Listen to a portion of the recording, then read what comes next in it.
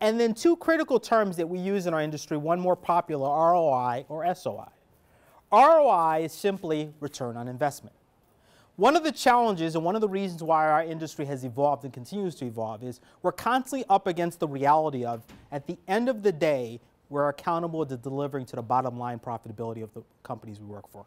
We're a business. So in operating in a business environment, I must be able to demonstrate that for every dollar I'm given, I've returned that investment. Or I must be able to demonstrate that for every dollar I've saved the company, the investment they made in me was worthwhile. It's an inverted way. So the savings on investment or return on investment. Either I'm given a dollar and I use it, or for every dollar that I'm utilizing, I'm giving the company a savings. I've got to be able to demonstrate that. Otherwise, I won't last long at any level in our business. Let me back up for a second. So this is where some of the challenges come in for us in partnership. Because as you can see, at the end of the day, we're all fighting crime as one of the variables that we deal with. But as you can see, the accountability of how you get there and why you get there is a little different. And so what generally happens, where generally conflict starts to develop here, can be in that I am attempting to make a decision that's good for the company, and in some cases that decision may look like I walk away from a case that otherwise should have gone to court because I'm concerned about the liability risk. Maybe it looks like a good case, but I don't want to get sued. Because keep in mind, one of the things I'm not talking about is the risk of being sued on the private sector is significantly higher than the public sector.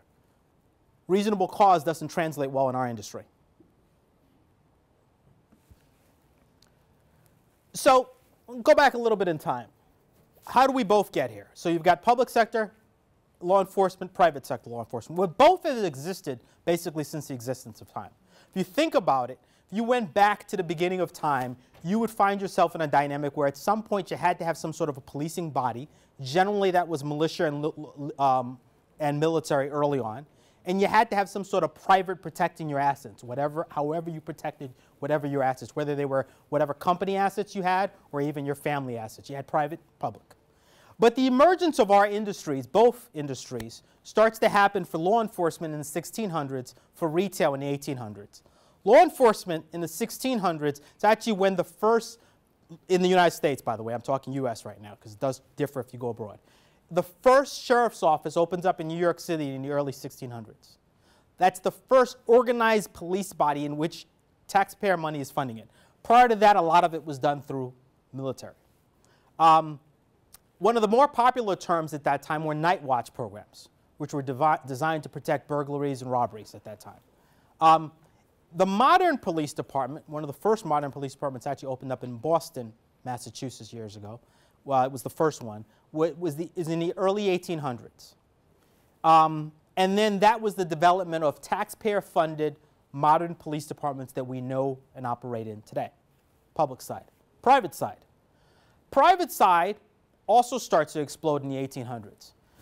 And it explodes in a couple of different industries. The banking industry is where it explodes really quick because the transfer of money becomes a critical part of the private sector as the banking industries explode. It existed before, but it really starts to explode as the economy of America starts to jump. And then that, all, of course, then impacts couriers. How do you move the money? How do you secure the money? How do you protect it? Also begotten in that same period of time is the emergence at the end of the 1800s of major department stores, of the in Chicago, Marshall Fields, Sears. In New York, you've got Macy's. You had major players beginning to get into the department store game. And the bigger the box, the more incumbent it was around those organizations to ensure they had some method of protecting their employees, their assets, their resources. And that begins the story of the security world, congruent with the story going on in the public sector. What's interesting is, we look at these as separate entities, but the majority of the people who operated on this side had originated on this side at that time. Or they were operating on this side while attempting to end up on this side, meaning they were on the private side while attempting to join some sort of organized law enforcement example. That dynamic actually still plays out in many ways today. A lot of the loss prevention people that operate today are people trying to get into law enforcement agencies or the scenario that plays out too are people who have been in law enforcement and have hit retirement and are coming back in, which actually we had a great example of that when Rick was speaking earlier today. Interestingly enough, and I'll talk to you a little bit about it, as our industry has changed though, the rate at which that's happening is actually decreasing over time, not increasing. So what were the core roles and responsibilities? What was the, generally when these organizations were developing, what were their core roles? I'm not saying what they are now, but this is what they generally were at the time. Well, on the right side of the ledger, public law enforcement was law and order, reducing the probability of anarchy, safety, public safety, security, obviously, securing people, and investigations. Generally, early on, reactive. On the other side, you also had safety, you had security, again, you had investigations, some degree of law and order in terms of the organization that you were supporting, very reactive. And the investigations generally dealt with primarily merchandise loss, cash loss. And in the emergence of checks, checks became a big deal, and obviously that would transition into credit cards. What changed, one of the paradigm shifts, was the emergence of a proactive thought process that transcended both industries. Initially, both were operating in crimes committed, then we react, versus what are the things we're doing to prevent it from happening, other than the visual show of force. Let's talk about department stores, because I talked a little bit about department stores. These are example, Herald Square, this is examples, Sears Catalog, Marshall Field's example of retailers that existed. Retailers really started to look at the issue of merchandise loss as a big issue. And this was going on in the early 1800s. And that led to the emergence of retail security. Now, the reason I'm speaking a little bit about this, because if you go back to not too many years ago, some of the people in this room can speak to this, to the days of Lazarus, of the days of Macy's emergence, the days of Sears, the days of Broadway stores, the days of Montgomery Ward, days of Calder's, days of Alexander department stores, blah, blah, blah. I can go on with different department stores operated. Many of these names aren't here today. Some of you guys may not even have heard of some of these names. So, but if you go back, that was really when loss prevention really started to take off. There started to be a movement towards a proactive, awareness-driven mode that said, how do we build the program that delivers profitability to the company and reduces the loss of the company? Simultaneously, and this will become significant, one of the tipping point moments in our industry was in 1982. 1982, two gentlemen who had previously worked for another organization formed what was called Wicklanders-Lowski. This term is ubiquitous in our industry. We use it as a noun, adjective, verb. Their names are well known. There's no loss prevention executive who does not know this name. The significance of what they did was they took employee theft and they developed a system that could be used in a retail environment, again because the liability risks were different, that allowed you to get an admission on an employee theft that went beyond just what you caught them for, what you had investigated. Many people were doing this before, but there hadn't been a scientific methodology that people were using that really drove it. Well, that did two things.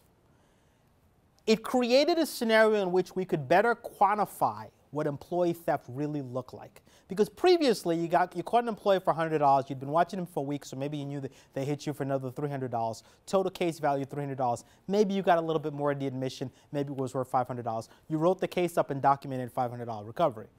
Post the training, now all of a sudden the $500 recovery was turning into potentially a $5,000 recovery. Well, going back to the ROI discussion or the SOI discussion, think about how different it is when I go to an executive and say, you know, our total employee theft last year was $300,000 versus where previously I might have been saying $30,000. All of a sudden I start to demonstrate better the impact I'm having in the organization. Again, they were retailers who were doing this before, but it hadn't been a scientific process that the entire organization was using, the entire industry. What this did was this exploded LP. Also, it's around the time that the terms start to shift. Because now that we're showing shareholder value, executives and companies started to say, what more can they do? How else can they give me value? there's a lot of tipping point moments in our industry. I'm going to briefly go through a few as I talk about our industry all the way to the present. But I took a few, and I probably could have spent hours, and there's some people in this room that can add to this list, but I just thought I'd talk about a few. So I talked about the emergence of the department store. Another significant moment is the dynamic of the mall, particularly the outlet mall and the big mall, which is having a lot of small retail stores all operating in one environment. And that created the, a dynamic onto itself in terms of theft.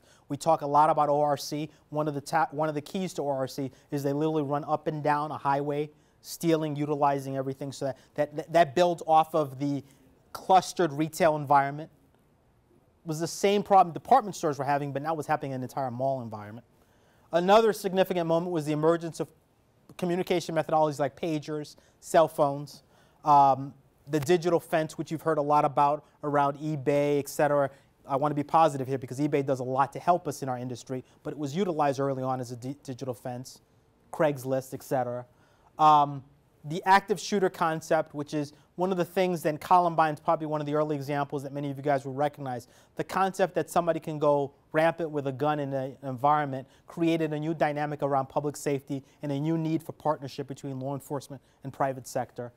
9/11 speaks for itself, and some of the others I've alluded to. So I'm not going to get into detail on this. What I am going to do is talk a little bit about this, but I'm going to do it using this slide because this may be a little bit difficult. By the way, all of this, I have my email at the end. If you want a copy, I'll email it to you. You can get a copy of all of this.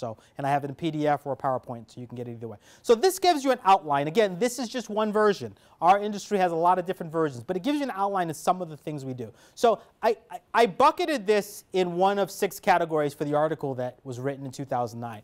You could put the headers in different categories, but I want you to understand the concept is there's investigative expertise, and I put that in as a separate entity because really at the end of the day, if you go back to the history I just walked you through, our industry starts on the basis of the fact that the majority of people coming in had an acumen in investigations. That was their strength. That's how many of the people got into the industry. It's also what generally was their first love. It's how they fell in love, the notion of investigations. It's what hooked me, right? The concept that I was watching somebody do investigations and going, man, I could work for years before I get an opportunity to do that kind of stuff. All right, so and that ties into, there's a lot of categories here. There's the ORC external theft category. There's the employee dishonesty, which I refer to. There's LP organizations that get involved in HR investigations. There are legal investigations. There are fraud investigations. And then a term you don't hear a lot, but there's business intelligence. One of the things that we don't talk a lot about our industry is data mining was something that we kind of invented in retail.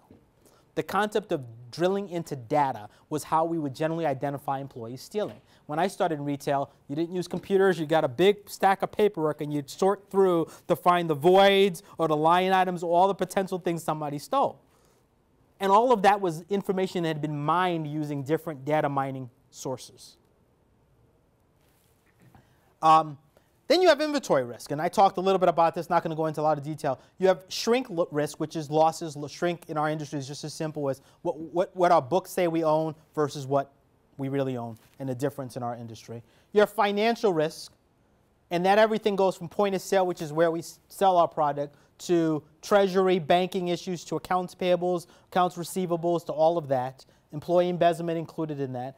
Then you have what's called asset risk, and I group this a little different than you might hear, but asset risk falls into 3 key categories, right? There's brand value.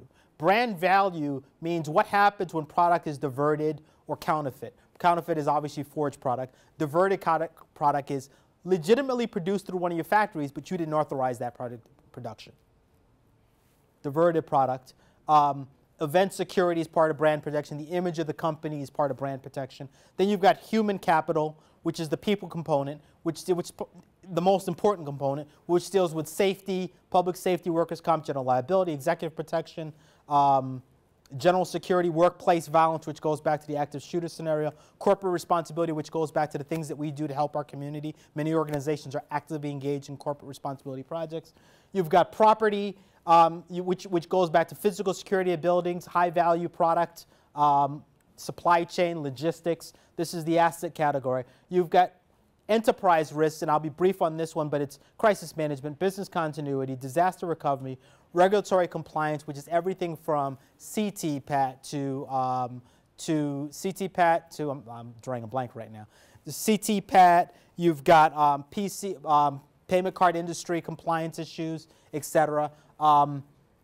You've got risk mitigation, which is the concept of what are the different risks that may play out and what's the analysis on that and how do you prevent them in an organization, to SWOT analysis, which is just identifying organizational strengths, opportunities, strengths, weaknesses, opportunities, and threats. And then the last category is one that's really emerging, probably in the last 15 years with the emergence of the internet, probably 15, 20 years, which is the cyber risks, which is a whole new beast in our industry.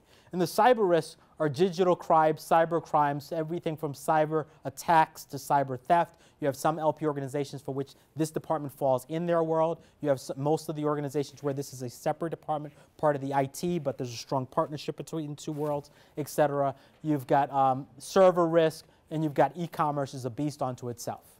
Most retailers today sell not just at a traditional retail store, but this is why we struggle to say what we do.